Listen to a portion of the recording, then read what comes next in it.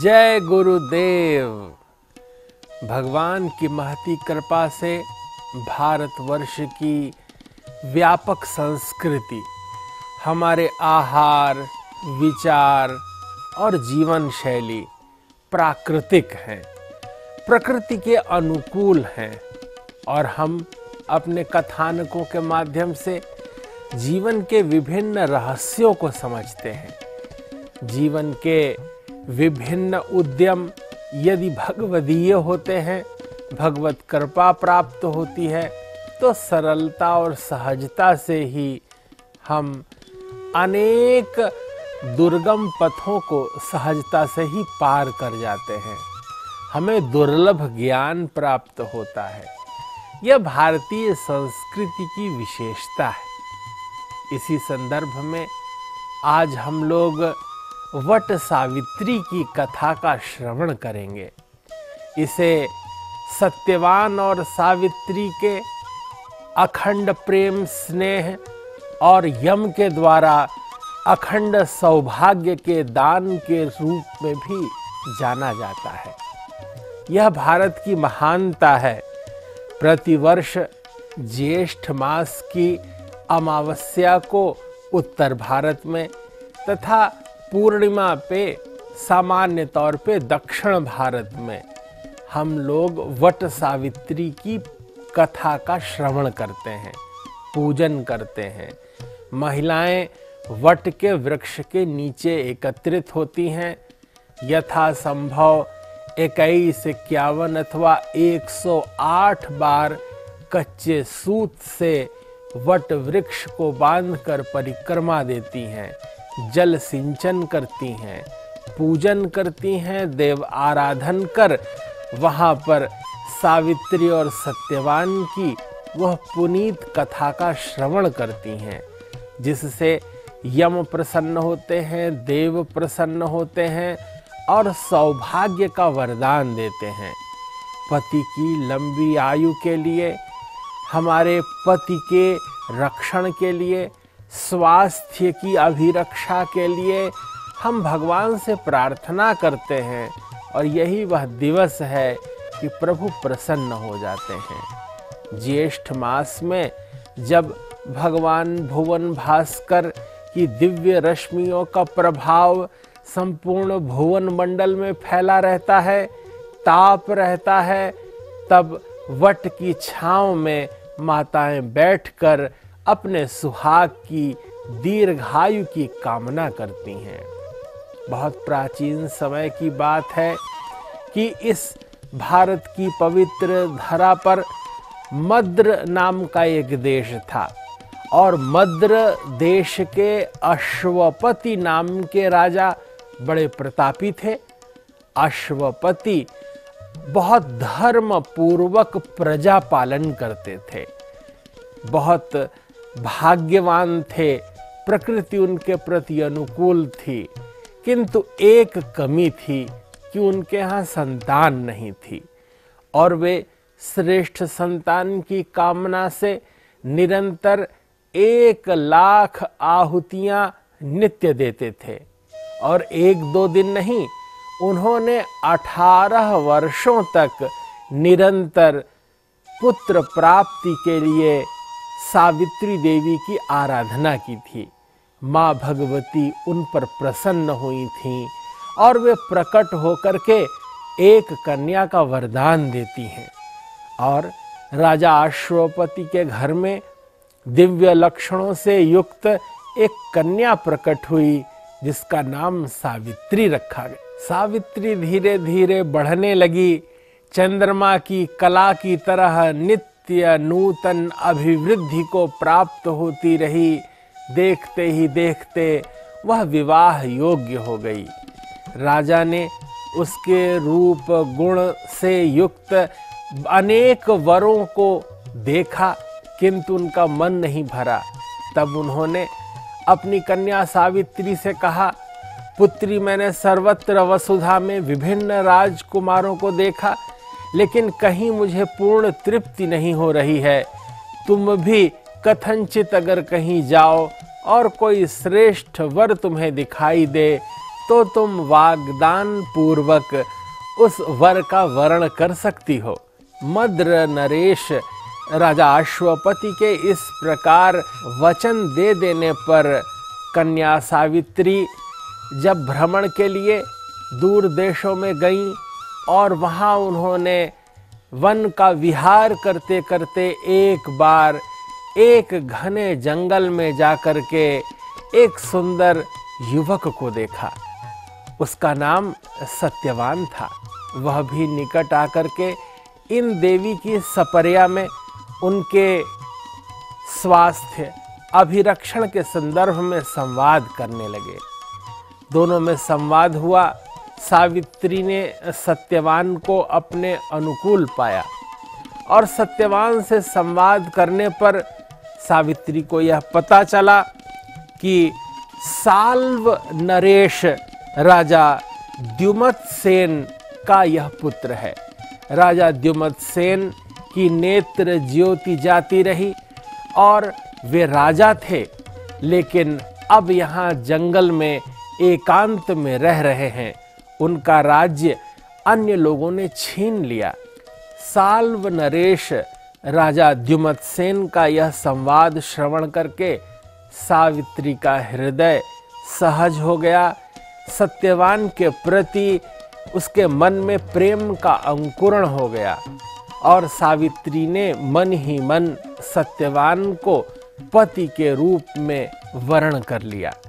और जब यह सुखद संवाद लेकर वह मद्र नरेश के निकट यहाँ घर पहुँची और अपना यह प्रिय संवाद सुना रही थीं कि उसी समय देवर्षि नारद यहाँ आ गए। देवर्षि नारद की उपस्थिति में सावित्री ने अपने पिता से यह संवाद बताया कि हे भगवान, मैंने इस तरह से एक सुंदर राजकुमार को देखा है जो साल्व नरेश द्युमत्सेन का पुत्र है। यह संवाद सुनते ही नारद ऋषि अत्यंत चकित स्तंभित हो गए। उन्होंने क्षण भर में एक लंबी सांस ली और उनके इस प्रकार के श्वास और निश्वास की क्रिया को देख करके राजा अश्वपति बोलते हैं कि देवर्षि नारद, आपने लंबी सांस क्यों ली? तब इसके अनंतर देवर्षि नारद कहते हैं कि अरे मद्र नरेश अश्वपति, मैं आपको यह बताना चाहता हूँ कि द्युमत्सेन की संतति सत्यवान के संदर्भ में आपकी कन्या सावित्री का मन जो यह परिणय के बंधन में बंध रहा है, उसकी आयु 1 वर्ष ही शेष है। आज से 1 वर्ष के अनंतर उसके जीवात्मा का यहाँ से प्रयाण हो जाएगा। जैसे ही देवर्षि नारद यह संवाद देते हैं, संपूर्ण सभा में शांति छा जाती है। सावित्री किंतु सहज रहती है। सावित्री के मन में जो संकल्प हुआ था वह दृढ़ निश्चयी होने के कारण उस पर अडिग थी। राजा अश्वपति ने बार बार समझाया कि कन्या, जानबूझ करके ऐसे मृत्यु का वर्ण नहीं करते, लेकिन सावित्री ने अपने निश्चय को अडिग बताया। कहा, हमारी संस्कृति में कन्या एक बार वर वर्ण करती है और उसके बाद सारे जीवन उसके प्रति ही श्रद्धावान, आस्थावान और समर्पित रहती है। यह इस संस्कृति की दिव्यता है, हमारी भव्यता है और हमारी शुचिता का संकेत इसमें मिलता है। सावित्री की दृढ़ निश्चय इस भावना से प्रभावित होकर राजा ने जंगल में जाकर के सत्यवान के साथ सावित्री का विवाह कर दिया। विवाह कर देने के बाद सावित्री सहज रूप से जंगल में ही रहने लगी, गृह कार्य करने लगी। लेकिन जैसे जैसे समय बीतता जाता था, 1 वर्ष होने को थे कि तब सावित्री ने सत्यवान से कहा कि मैं आपके साथ जंगल में चलना चाहती हूँ। सत्यवान ने सहमति दे दी। सत्यवान उस दिन जब वृक्ष पर चढ़ने लगे तब उन्हें अनायास चक्कर आने का अनुभव हुआ। उन्होंने सावित्री से कहा। तब सावित्री बैठ गईं। सत्यवान ने सावित्री की गोद में अपना सिर रख लिया और धीरे धीरे वह काल आ गया। सावित्री ने यह अनुभव किया कि यम आए हैं और यम ने अंगुष्ठ मात्र जीव सत्यवान के शरीर से निकाल करके दक्षिण की दिशा में प्रयाण कर रहे हैं।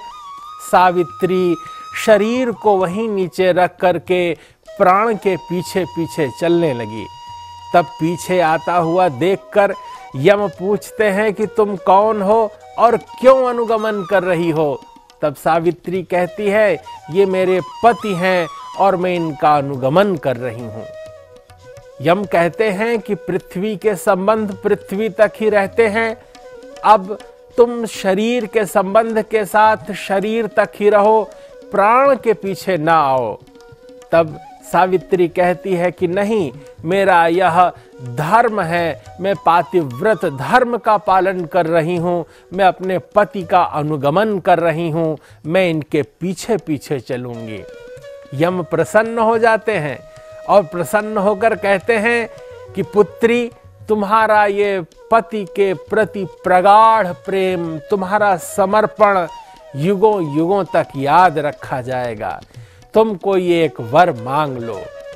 तब सावित्री कहती हैं, मेरे सास और ससुर दोनों नेत्रहीन हैं, उनकी नेत्रों में ज्योति नहीं है, तो आप यह आशीर्वाद प्रदान करें कि मेरे सास ससुर जो नेत्रहीन हैं उनकी आंखों में रोशनी आ जाए, वे देखने लगें। यम ने तथास्तु कहा और चलने लगे। उन्होंने फिर थोड़ी दूर जाकर पीछे मुड़कर देखा, सावित्री अनुगमन कर रही थी। यम ने पुनः सावित्री से कहा कि अब तुम पीछे क्यों आ रही हो, मैंने तुम्हें एक वर दे दिया है, अब तुम लौट जाओ। सावित्री ने कहा, नहीं, मैं अपने प्राण वल्लभ का अनुगमन करती रहूंगी, मैं उनके साथ चलूंगी। तब यम ने कहा, देखो तुम अपने पति को न मांगो और कोई एक वर मांग लो।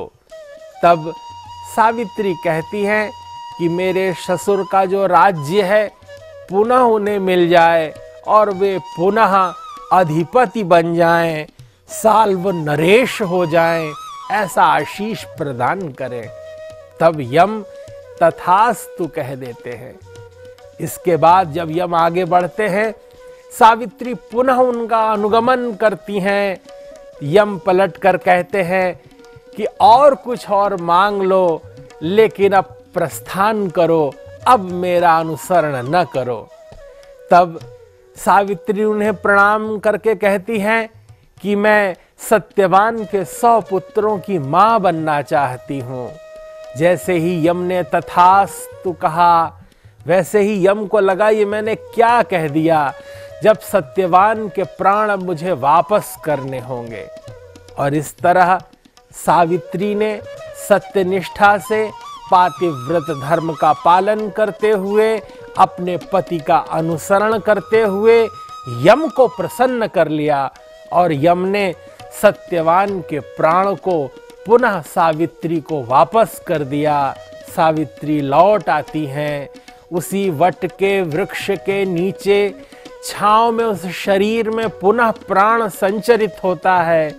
सत्यवान उठकर बैठ जाते हैं और पुनः सावित्री की ओर देखते हैं और कहते हैं कि मुझे बहुत सिर दर्द हो रहा था, संभवतः मुझे नींद लग गई थी। सावित्री ने अपने तप के प्रभाव से पति के प्राण यम से छीन लाई। यह युगों युगों तक स्मरणीय और महनीय कथा है। जो इस कथा को श्रवण करता है उसके जीवन में सुख सौभाग्य उदित होता है। यही वट वृक्ष की महिमा है। यह वट का वृक्ष सदैव अनंत काल तक रहता है और इसीलिए इसकी छांव में बैठ करके माताएं यह व्रत करती हैं। यह अक्षय फल देने वाला है, इसीलिए वट को अक्षय वट भी कहा जाता है। तीर्थराज प्रयाग को गोस्वामी तुलसीदास जी ने प्रयाग का छत्र कहा था। इस धरा पर यह अक्षय वट रूपी जो कल्प वृक्ष है, जब संपूर्ण धरा जल में निमग्न हो गई थी, तब भगवान वासुदेव ने वटस्य पत्रस्य पुटे शयानम बालम मुकुंदम शिरसा नमामि। छोटे से भगवान नारायण बन गए थे और उन्होंने मार्कंडेय मुनि को दर्शन दिया था। वट वृक्ष की छांव में जो संकल्प लिया जाता है वह अक्षय फलदायी होता है। माताएं इस ग्रीष्म ऋतु में यह जब वट सावित्री का व्रत करती हैं, कथा सुनती हैं, उद्यापन करती हैं, विप्रों को दान दक्षिणा करती हैं, ज्ञान मान का संवाद करती हैं और सावित्री के पातिव्रत धर्म की चर्चा करती हैं, तो हमारे जीवन का रूपांतरण होता है। हम श्रेष्ठता का वर्ण करते हैं, सत्व उन्मुख होने लगता है। पूज्य महर्षि महेश योगी जी ने संपूर्ण विश्व में ज्ञान के प्रसार का जो उद्यम किया है, भारतीय संस्कृति की दिव्यता, भव्यता, महनीयता और ज्ञान गरिमा प्रत्येक व्यक्ति के जीवन में सात्विकता का उन्मेष कराती है। ब्रह्मचारी वेद विद्या मार्तंड डॉक्टर गिरीश जी भी अनवरत महर्षि संस्थान के माध्यम से यह सदुद्यम कर रहे हैं। संपूर्ण विश्व मानवता सच्चरित्र हो, सत्य बोले, मधुर संभाषण करें और चेतना निर्मल हो, इसी सत्संकल्प के साथ सभी के प्रति सद्भाव व्यक्त करते हुए अनंत मंगल कामनाएं निवेदित करते हैं। जय गुरुदेव, जय महर्षि।